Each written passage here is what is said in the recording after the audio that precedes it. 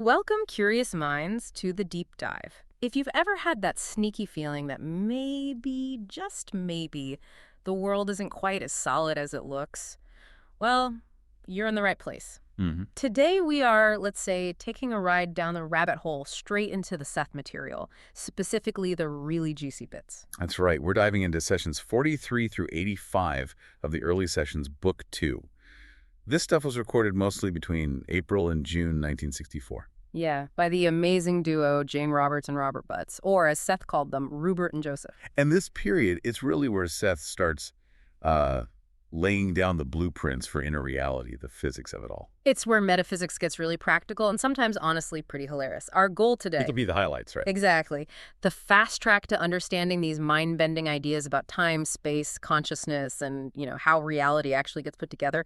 Plus, we get Seth's incredibly direct, sometimes laugh-out-loud funny takes on Rupert and Joseph's lives. We should definitely say up front, though, this is all for educational purposes. We're distributing this deep dive for free. Absolutely. And this material is, well, it's deep. It deserves serious attention. We really, really encourage you to get the books, read the original sessions. For sure. Check out the New Awareness Network website and their bookstore. It's sethcenter.com/the-early sessions. Seriously, dive in yourself. Think of us as maybe enthusiastic museum guides pointing out the really weird and important exhibits today. I like that. Okay, let's start with part 1. The camouflage universe and expanding value. This is where Seth just throws our basic assumptions out the window. Right away. The core idea here is that everything you see, touch, interact with, your chair, this device, even your own body, it's what Seth calls a camouflage pattern. Not the real thing. Nope, not the basic reality. It's like a sensory interpretation, a temporary picture of something much, much bigger. He uses that great analogy, doesn't he? About the mind and the brain. He does. It makes it click, I think. He says something like, the brain is a camouflage pattern. It takes up space. It exists in time. The mind takes up no space. It does not have its basic existence in time. So the physical universe relates to the real universe, kind of like the brain relates to the mind. So the actual universe is somewhere else entirely, outside our space and time. Essentially, yes. Which, of course, completely messes with how we think about growth and expansion. Right, because we think expansion means getting bigger physically, like inflating a balloon or building a bigger house. But Seth says, no, that's looking at the camouflage. Real expansion, inner expansion, isn't about space. It's about value or quality expanding. Value or quality? How does that work? Think about feelings. A feeling can get incredibly intense, right? But it doesn't take up more physical room. Oh. He uses a color analogy, too, which I love. He says red is more vivid, more intense than black. But red doesn't take up any more space on a canvas than black does. Oh. So that intensity, that vividness, that's the real expansion.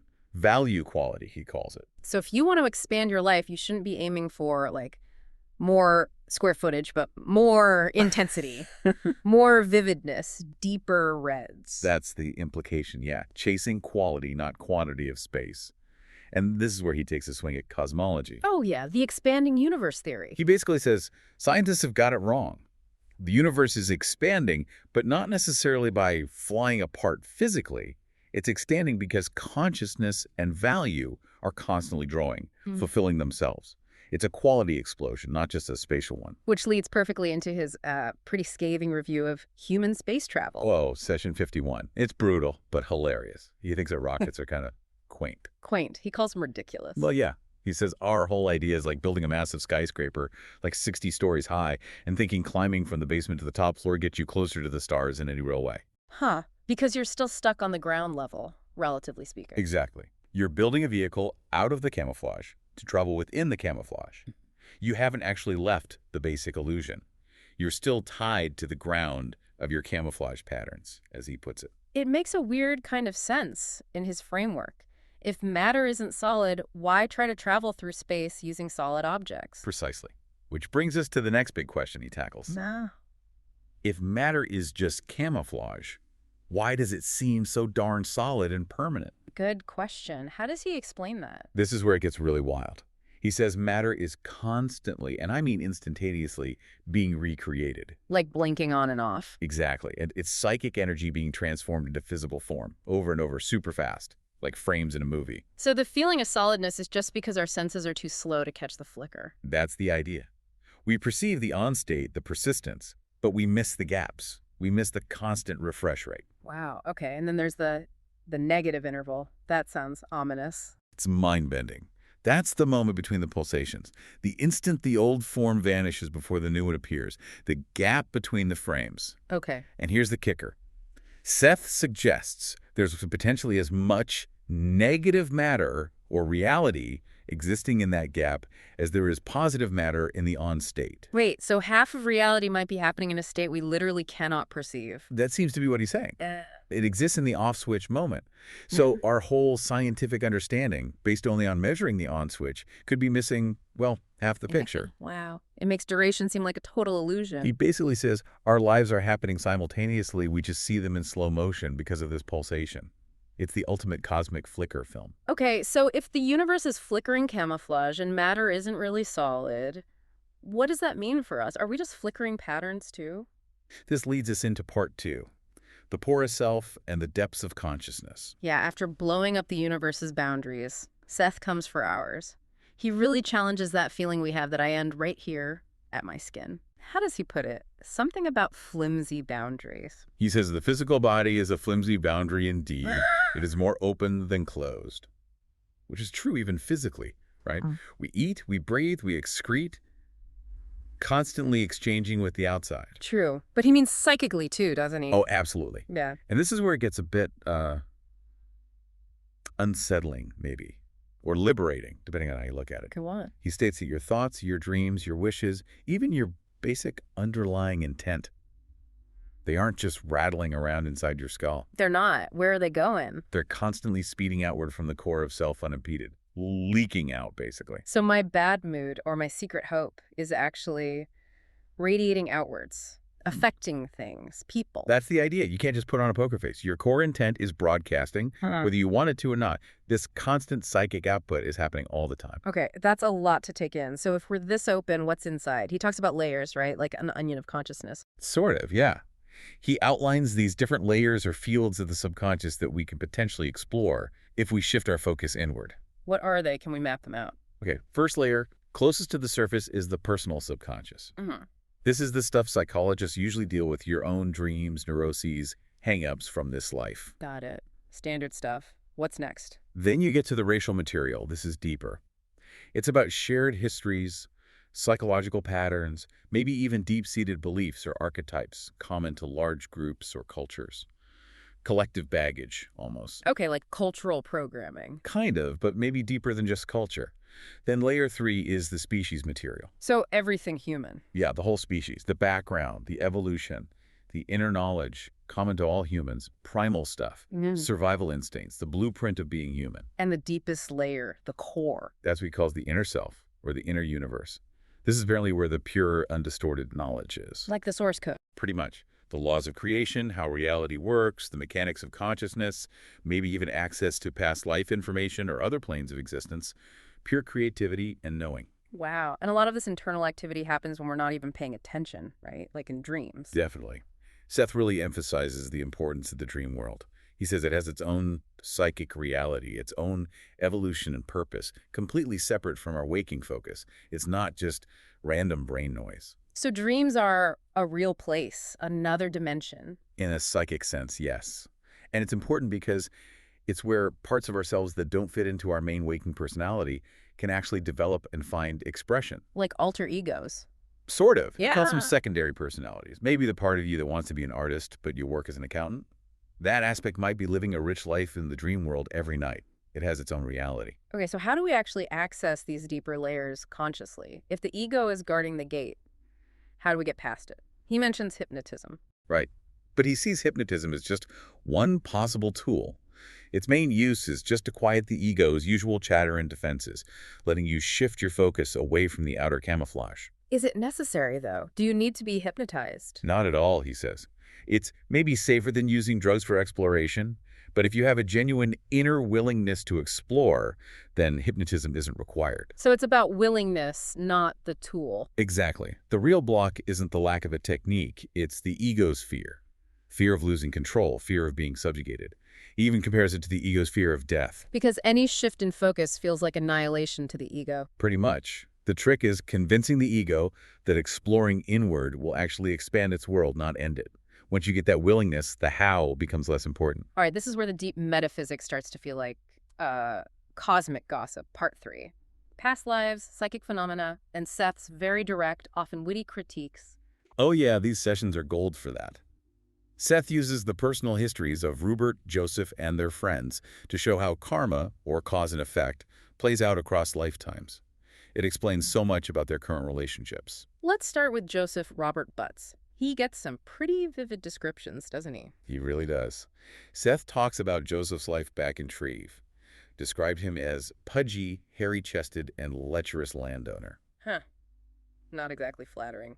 And who was Rupert Jane Roberts in that life? Rupert was his son, an artist's son whom the pudgy landowner Joseph had absolutely no understanding or use for. Art wasn't a man's profession back then, apparently. That's amazing irony, considering Joseph's later dedication to supporting Jane's writing and art. Totally. Seth even commented something like, Rupert treats you much better now than you treated him then. Cosmic payback. Indeed. But the connections get even more tangled, right? Joseph's life as a clergyman in Boston. Yes, an Episcopal clergyman. And in that life, he had a troubled marriage. And guess who his wife was? Let me guess. Related to Rupert somehow. She was Rupert's present mother in that life. Whoa. Okay, that's complicated. It gets better. Seth mentioned Joseph had a brief fling with the wife's sister back then, who Seth described as being like a vulture even then, and she scared you off. Man, no wonder there were tensions. And wasn't there some confusion in the notes about who he actually married? There was, yeah. Joseph pointed out a contradiction, and Seth explained it was Rupert, the medium, hitting a block. Jane subconsciously slammed the ego gates down because it touched on sensitive family stuff. It shows the channeling process isn't perfect, right? It's filtered through the human. Absolutely. Even with Seth. Now, we can't forget their friend Bill McDonnell, or Mark, as Seth called him. His past lives were just as specific. What is his story? In his immediately previous life, Mark was apparently a woman in the Midwest. And Seth's description, according to the notes, was priceless. Too erratic to be erotic. Ouch. That's quite a critique. And Seth linked Mark's current impulsiveness to an even earlier life, 3 incarnations back, which was apparently remarkably cruel and violent. So his current kindness is a reaction to that. Yeah, like a compensation. Seth advised him to develop passive discipline, basically. Learn to observe his inner impulses without immediately acting or analyzing them away. Fascinating. It's like psychological balancing across lifetimes. Now, shifting from past lives to present problems, Seth gave some incredibly practical advice to another friend, John Bradley, about his job situation. Yeah, John was worried about fitting into the corporate mold, being a district manager. And Seth's advice wasn't about conforming, was it? Quite the opposite.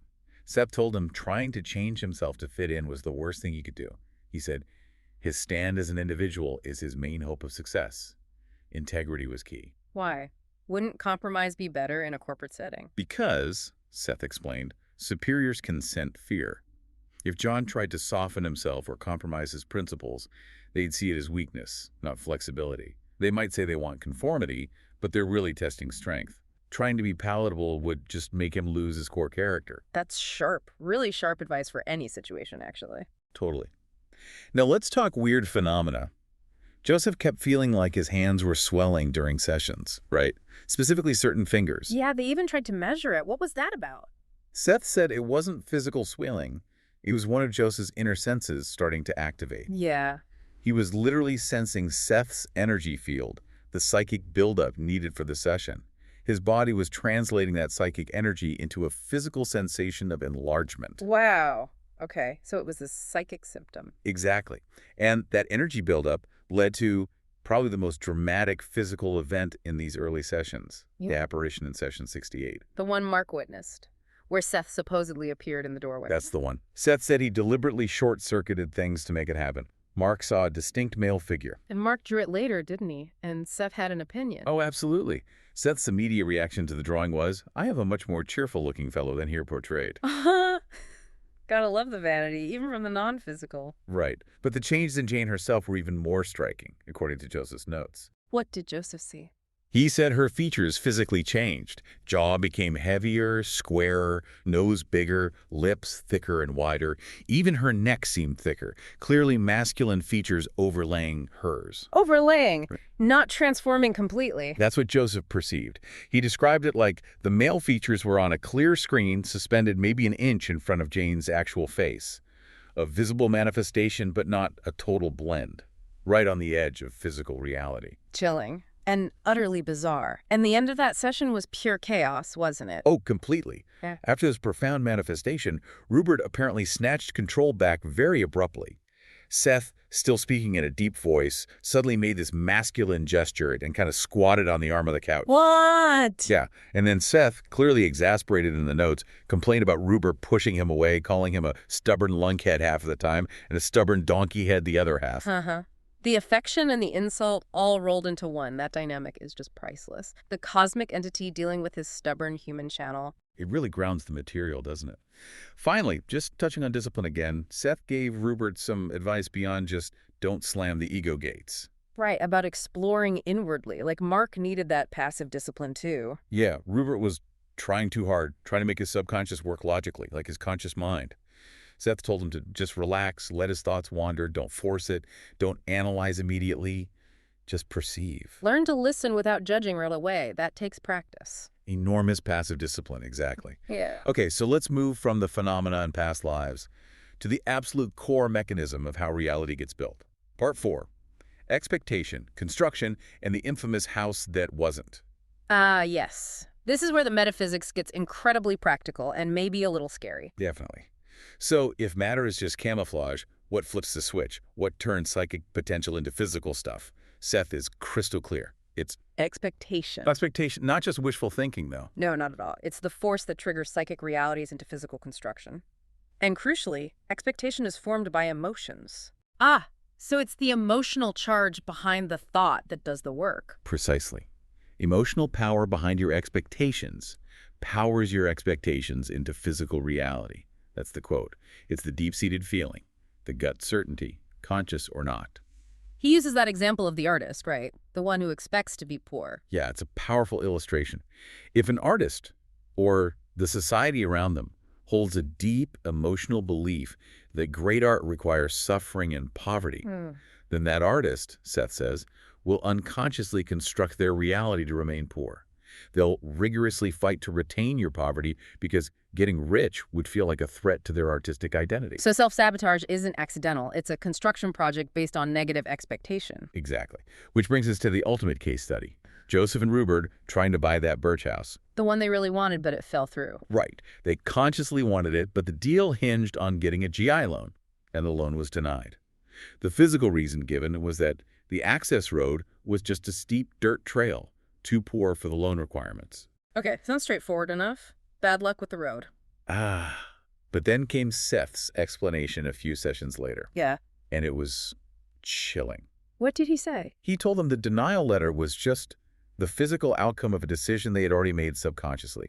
They had decided against the house before the letter even arrived. Wait, they decided against it, but how did that affect the road, are you saying? Seth claimed their combined subconscious energy, their doubt and rejection focused on that property, literally caused the road to be in that poor condition when the inspector saw it. They made the road bad, physically. That's the claim. Quote, your energy focused on the property, constructed the property into the state where the road disintegrated into a trail. Their negative expectation physically manifested the obstacle. Okay, my mind is officially blown. That's reality creation on a whole other level. What was the underlying reason? Why reject a house they thought they wanted? It was the price. It was too good a deal. Too good. Yeah. Seth said the low price bothered them subconsciously. They were looking for a way to justify the low price because deep down, they couldn't quite believe or accept getting so much for so little.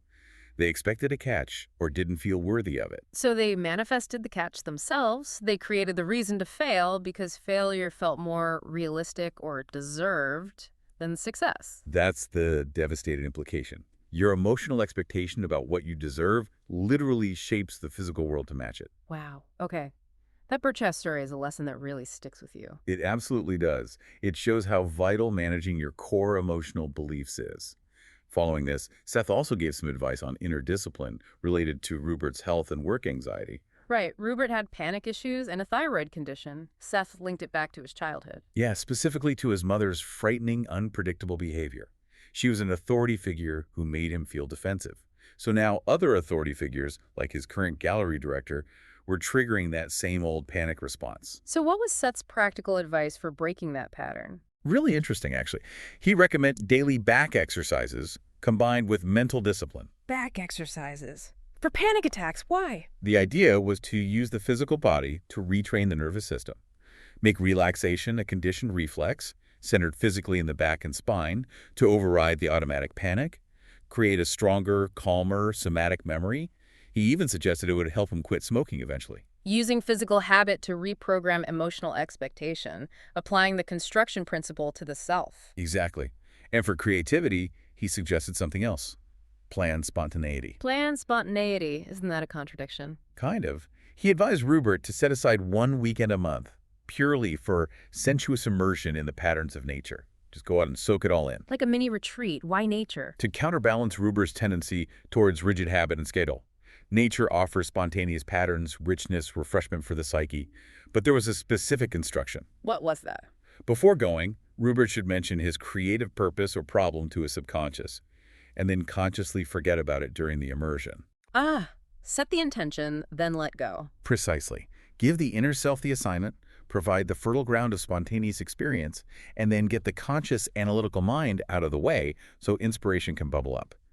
It's that balance again, structure and freedom. Okay, as we bring this deep dive into sessions 43 to 85 to a close, let's just quickly recap those main whoa moments, the big takeaways. Right. First, reality isn't fixed. It's a constant cooperative construction project, and the main tool is your deeply felt emotional expectation.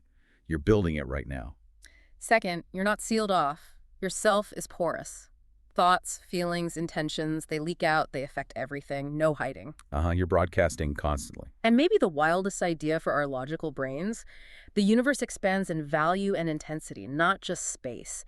And matter, it's blinking, flickering energy, constantly recreated, with maybe half of reality hiding in the off switch, that negative interval. It really turns things upside down. And remember, Seth's only real requirement for this kind of exploration? Integrity. Integrity. Yeah. Honest, unbiased self-exploration. We really hope this has sparked your curiosity to explore further. Again, huge credit to the Seth Material, Jane Roberts, Robert Butts, and the publisher, New Awareness Network. Please do check out the books and resources. The website is sethcenter.com/that-early-sessions. Dive in for yourself. Absolutely. And we'll leave you with this final thought to chew on straight from that chilling Birch House story. If your deepest, most emotionally charged expectations are literally constructing your physical reality. What reality are you subconsciously, maybe even rigorously building for yourself right now, especially if it involves struggle or limitation? What outcome are you secretly expecting and therefore creating?